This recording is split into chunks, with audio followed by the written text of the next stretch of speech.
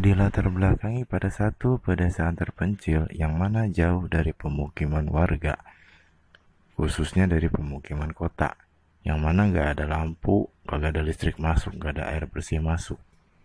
Sore itu beredar kabar duka akan meninggalnya anak kecil yang tenggelam pada sebuah sungai.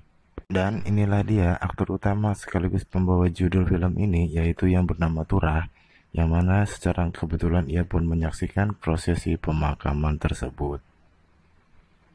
Dikarenakan waktu sudah malam, ia pun bergegas pulang untuk bisa istirahat santuy dengan istrinya. Hari pun berganti pagi, lalu kemudian datanglah dua orang petugas sensus penduduk untuk mendata warga setempat. Inilah dia istri dari si Tura tersebut yang bernama Kanti. Setelah ia menyerahkan data-datanya, ia pun iseng-iseng nanya ke petugas sensus penduduk tersebut bahwasannya kapan listrik dan air bersih bisa masuk ke pedesaan ini. Akan tetapi kedua petugas tersebut tidak bisa memastikannya, bahkan tidak bisa menjawab. Hanya bisa menjawab tidak tahu dan berlalu pergi. Lalu Turah pun pergi untuk melakukan aktivitasnya sehari-hari, yaitu bekerja di sebuah tambak ikan. Lalu ia pun dicegat oleh seseorang, yaitu tangan kanannya juragan yang punya tambak ikan yang bernama Pakel. Ini dia orangnya. Di mana si juragan tersebut bukan hanya mempunyai usaha tambak ikan, tetapi ia seperti donatur untuk warga pedesaan tersebut. Ia selalu menyuplai air bersih, sembako, dan yang lain-lain. Bahkan warga sekitar pun kebanyakan bekerja di tambak milik juragan. Pakel memberitahu kepada Turah bahwasanya ia dipindah tugaskan, sehingga Turah pun buru-buru pulang ke rumah untuk bisa makan siang bersama istrinya. Dan tugas Pakel adalah menjaga warga sekitar saja. Diperlihatkan sepasang suami istri yang tengah bertengkar, yang mana suaminya tersebut bernama Jadag, yang kelakuannya itu suka main togel, suka mabuk-mabukan, tapi nggak pernah main slot karena nggak ada listrik masuk di pedesaan tersebut, sehingga membuat si istrinya ini marah-marah mulu gitu. Gak lama kemudian Turah pun datang untuk memisahkan, akan tetapi dikarenakan si Jadag ini orangnya keras kepala, sehingga membuat anaknya sendiri pun takut, ngumpet malah anaknya aja. Dan Turah pun membawa Jadag pergi. Tak lama kemudian Turah pun pergi untuk menemui si juragan, yang mana telah memberikan banyak bantuan bagi warga pedesaan tersebut, walaupun dengan cara bagi hasil. Mari saya perkenalkan juragan tersebut yang bernama Juragan Darso, yang tengah ngebriefing si Turah, yang mana kalau ada warga di desa tersebut yang sakit, maka harus laporan ke dia, dan juga kalau enggak ke si Pakel supaya bisa cepat-cepat diobatin. Lama kemudian Juragan Darso pun menemui satu persatu para peternak kambing yang ada di desa tersebut, yang mana gunanya untuk memberikan modal, yang mana nantinya kambing-kambing tersebut harus dibagi hasil dengan dirinya, dan mereka pun menyepakatinya.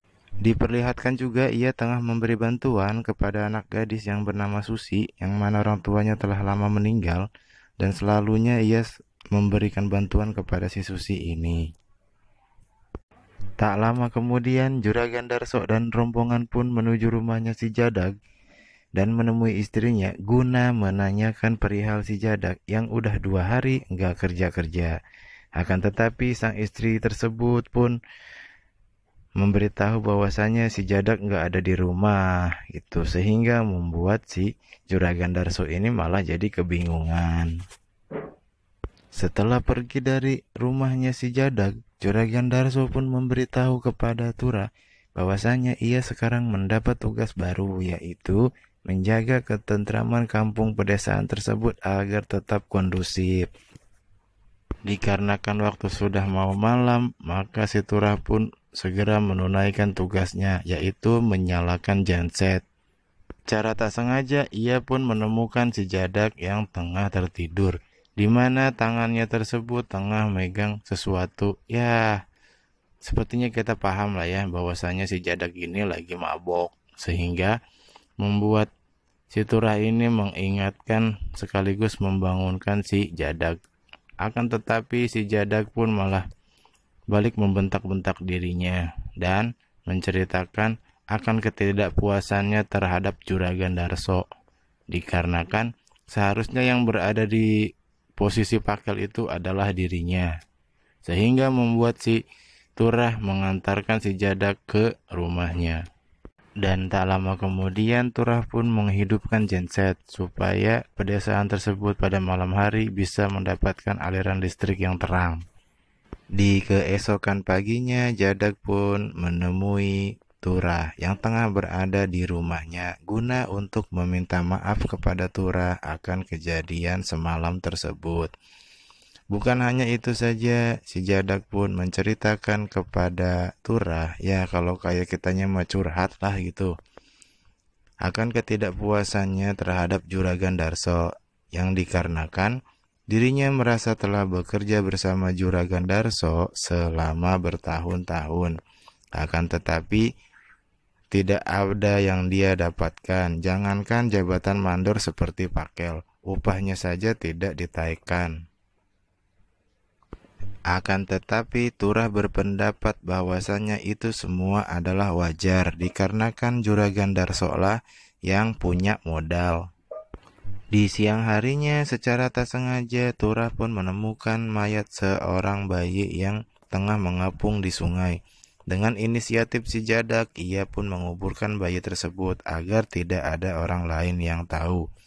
Tak lama kemudian pihak kepolisian pun datang untuk melakukan penyelidikan. Akan tetapi dengan minimnya bukti dan saksi, maka pihak kepolisian pun tidak dapat bisa melakukan penyelidikan. Secara diam-diam Turah pun memberitahukan perihal tersebut kepada Juragan Darso, sehingga membuat Juragan Darso marah besar kepada Turah atas apa yang telah terjadi. Tak lama kemudian polisi pun pergi dari tempat tersebut. Sebelum mereka bubar, Turah pun secara malu-malu bertanya kepada Juragan Darso akan perihal kenaikan upahnya, sehingga membuat perhatian Pakel dan juga si Jadak.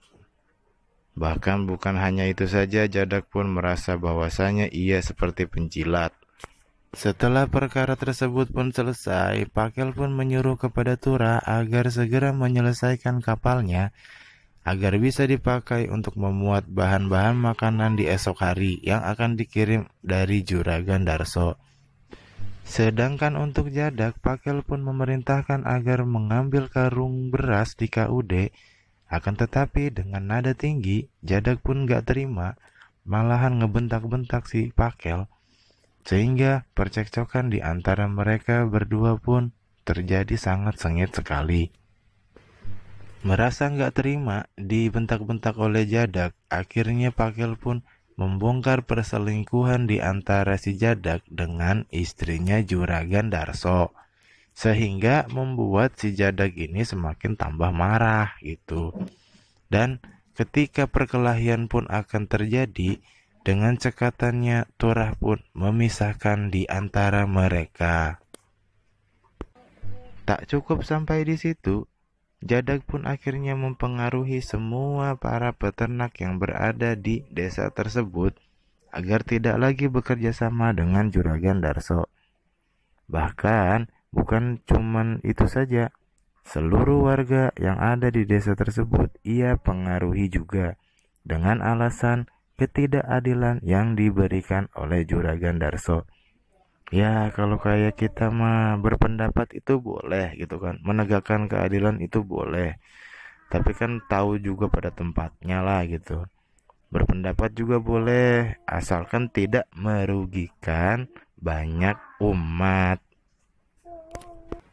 Hari pun berganti malam. Ketika Jadak pulang ke rumahnya, ia pun tengah mendapati istrinya yang lagi beres-beres baju, dikarenakan istrinya telah mengetahui akan perselingkuhannya si Jadak tersebut. Sehingga membuat Jadak pun bertambah emosi dan menyatroni rumahnya Turah guna memberikan pelajaran kepada Turah. Akan tetapi ketika ia tengah memukuli Turah, ia pun teringat akan Pakel, akan perkataan yang dikatakan Pakel tadi siang, sehingga membuat Jadak berlalu pergi dari sana dengan begitu saja, guna untuk menyatroni si Pakel. Akan tetapi, dikarenakan umurnya yang sudah tua, maka ia pun babak belur. Di keesokan paginya, ia pun dengan nada lantang, membentak-bentak dan marah-marah kepada Juragan Darso. Bahkan, ia pun menyinggung Juragan bahwasanya ia telah tidak adil terhadap dirinya dan Pakel, yang mana Pakel telah diberikan semua fasilitas oleh Juragan Darso yang baru saja bekerja selama 3 tahun, sedangkan dirinya yang sudah bekerja lama tidak mendapatkan apa-apa. Akibat perbuatannya tersebut, Juragan Darso pun marah, sehingga memerintahkan Agung bahwasanya ia tidak akan memberikan bantuan kepada warga terpencil tersebut, sehingga membuat istrinya si Jadak ikut marah-marah juga. Bukan cuman itu saja, Turah pun ikut memarahinya dikarenakan ulahnya tersebut, sehingga membuat seluruh warga di desa terpencil tersebut tidak lagi mendapatkan bantuan apapun dari Juragan Darso. Ketika hari berganti malam dan di saat ia tengah mengutak-atik nomor togelnya, pada saat itu juga rumahnya pun diketuk oleh seseorang, dan ketika ia membukanya tidak ada orang sekalipun, hanya seekor bangkai tikus yang digantung di depan rumahnya. Di keesokan harinya, Turah pun izin kepada istrinya untuk menyampaikan berita kepada istrinya si Jadak, yang mana bahwasanya si Jadak tersebut sudah masuk ke dalam penjara dalam beberapa waktu, sehingga membuat istrinya si Jadak pun bergegas mengemaskan barang-barangnya untuk pergi meninggalkan si Jadak, karena yang namanya udah kagak tahan kan. Kayak gitu deh. Selang beberapa waktu kemudian, Jadak pun bebas dan ia pun pulang ke rumah. Akan tetapi setibanya ia di rumah, ia tidak mendapatkan apa-apa, bahkan istrinya pun sudah pergi meninggalkannya. Sehingga ia pun pergi untuk menemui Turah guna untuk curhat sama Turah akan apa yang telah terjadi. Dengan penuh frustasi, ia pun kembali mengutak-atik nomor togel agar berharap supaya bisa jackpot paus. Akan tetapi malah nggak jackpot-jackpot. Bahkan cuman depo terus, nggak pernah WD. Ketika hari sudah mulai gelap, Turah pun kembali melakukan aktivitasnya, yaitu menghidupkan genset untuk penerangan di desa tersebut. Dan ketika ia beranjak pulang, secara tak terduga ia pun melihat kejadian yang ganjal, yaitu ketika Jadak sedang dibawa oleh 2 orang. Akan tetapi ia tidak bisa melakukan apa-apa dikarenakan ia pun tengah diacungin celurit oleh seseorang, dan seseorang tersebut menyuruh Turah untuk menutup mulut. Dikarenakan Turah sudah tidak betah, maka Turah pun mengajak istrinya untuk pergi. Lalu keesokan harinya tersirat kabar duka bahwasannya Jadak telah meninggal dengan cara gantung diri di sebuah pohon, sehingga membuat heboh di kampung tersebut. Bahkan anaknya si Jadak sendiri ikut menyaksikan akan kematian ayahnya yang gantung diri. Lalu film pun tamat.